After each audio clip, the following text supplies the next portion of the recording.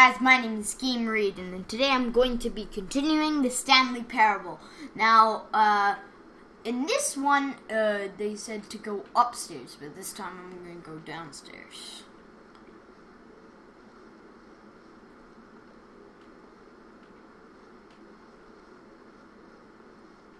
But Stanley just couldn't do it. He considered the possibility of facing his boss, admitting he had left his post during work hours. He might be fired for that. And in such a competitive economy, why had he taken that risk?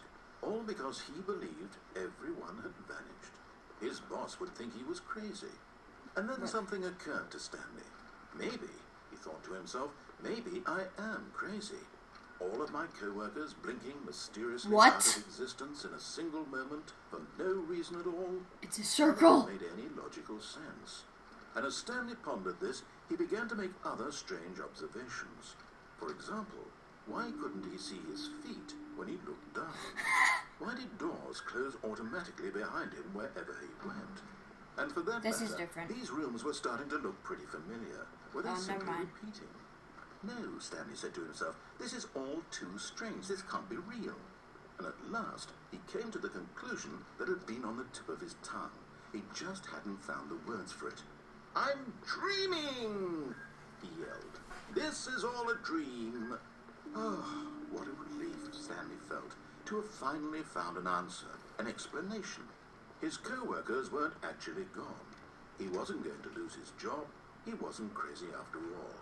And he thought to himself, I suppose I'll wake up soon. I'll have to go back to my boring real-life job pushing buttons. I may as well enjoy this while I'm still lucid. So, he imagined himself flying and began to gently float above the ground.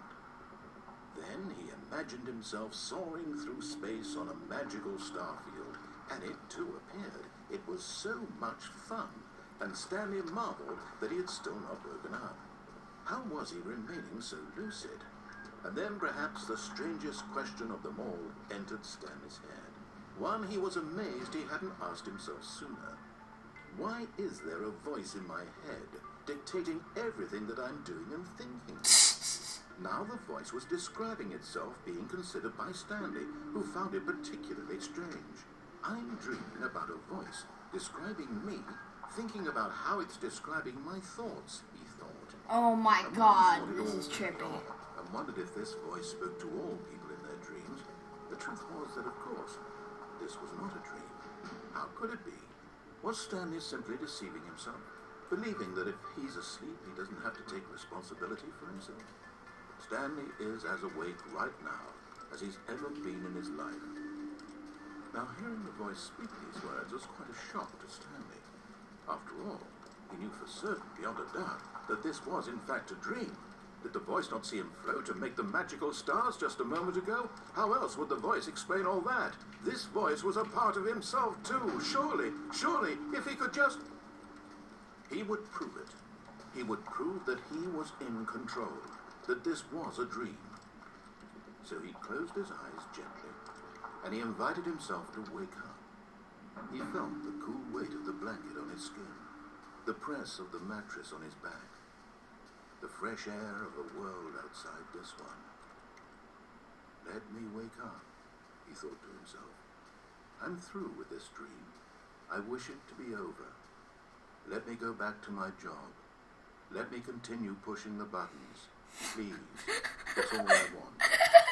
I want my apartment, and my wife, and my job.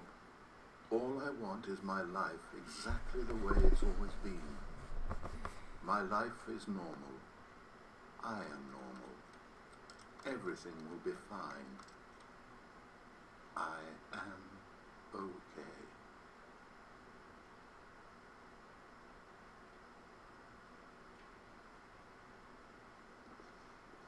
Stanley began screaming. Please, someone, wake me up. My name is Stanley. I have a boss. I have an office. I am real. Please, just someone tell me I'm real. I must be real. I must be. Can anyone And everything went black.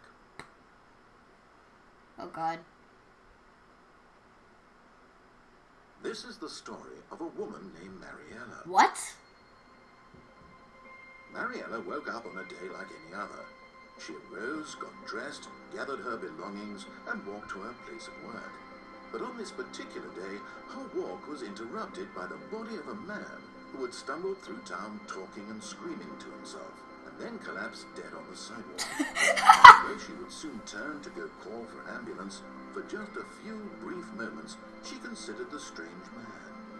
He was obviously crazy, this much she knew. Everyone knows what crazy people look like. And in that moment, she thought to herself how lucky she was to be normal. I am sane. I am in control of my mind. I know what is real and what isn't.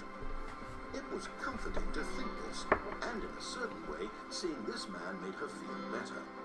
But then she remembered the meeting she had scheduled for that day. The very important people whose impressions of her would affect her career, and by extension, the rest of her life. She had no time for this, so it was only a moment that she stood there, staring down at the body. And then she turned and ran.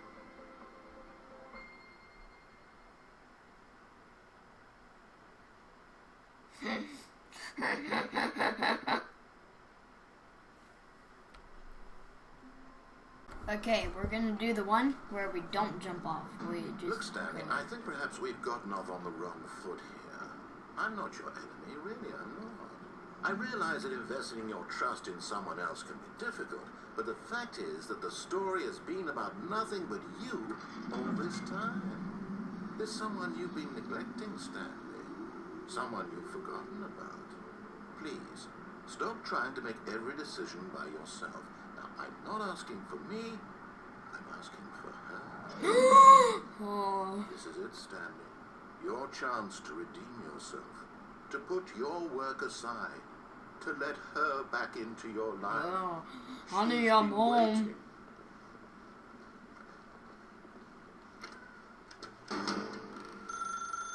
That's her, Stanley. You need to be the one to do this. To reach her. Oh, dang it. If you can truly place your faith in another, pick up the phone. Oh, Stanley, is that you? Hold on, sweetie. Sorry to keep you waiting. I'm just pulling the bread out of the oven. Honey. All right.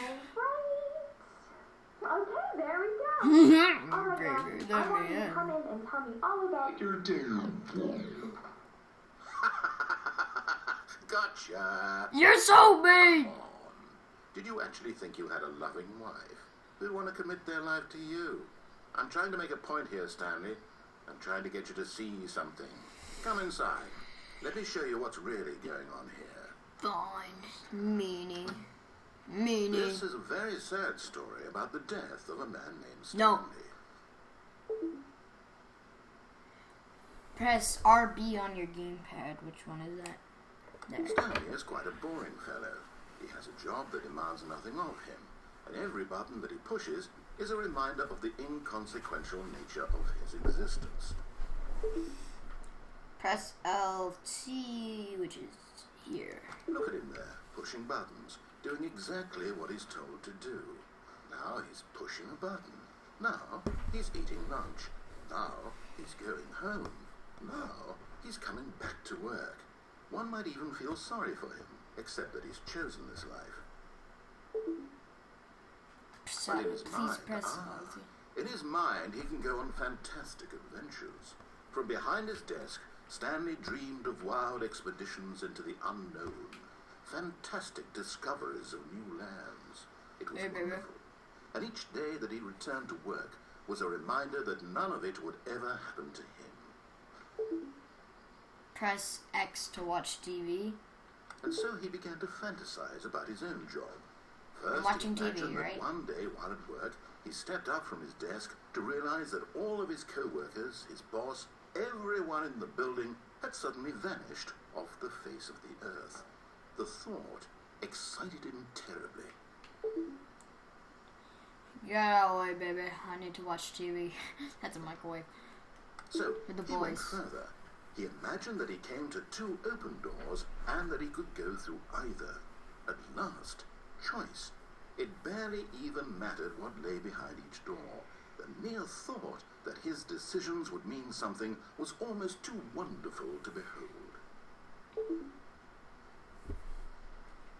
As he Preparing wandered through dinner. the Oh! fantasy world, he began to fill it with many possible paths and destinations.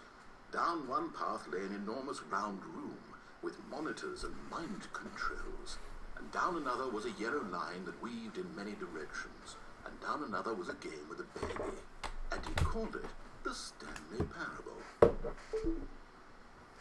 Tell all your kids. It was Okay, such once upon a wonderful time. fantasy, and so in his head he relived it again, and then again, and again, over and over, wishing beyond hope that it would never end, that he might always feel this free. Surely there's an answer down some new path, mustn't there be? Perhaps if he played just one more time. Honey, I love you. But there is no answer. No! How could there possibly be? No! In reality, all he's doing is pushing the same buttons he always No! has. Nothing has changed. The longer he spends here, the more invested he gets, the more he forgets which life is the real one.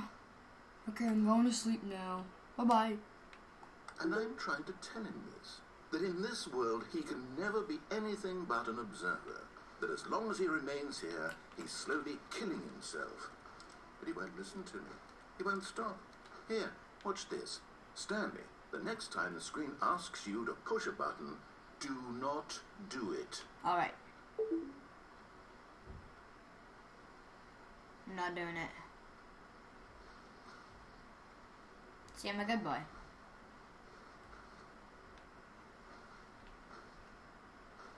I'm not doing it. This is the only choice, isn't it? You see? Can he just not hear me? How can I tell him in a way that he'll understand that every second he remains here, he's electing to kill himself? How can I get him to see what I see? How can I make him look at himself? To question nothing. Questioning Suppose I nothing. can't, not in the way I want him to.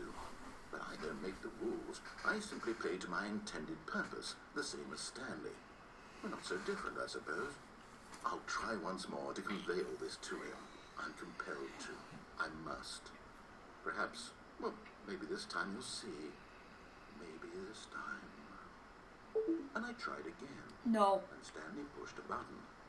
And I tried again. And Stanley pushed a button. No, I don't want to die.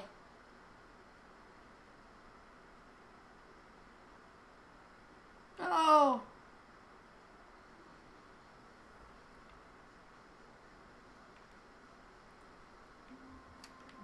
Oh, I guess I died.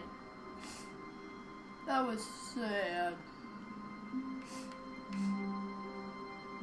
Anyways, that's all I could do for today. I hope you guys enjoyed. Please like, comment, subscribe, and share. And I will see you guys in the next episode. Bye-bye.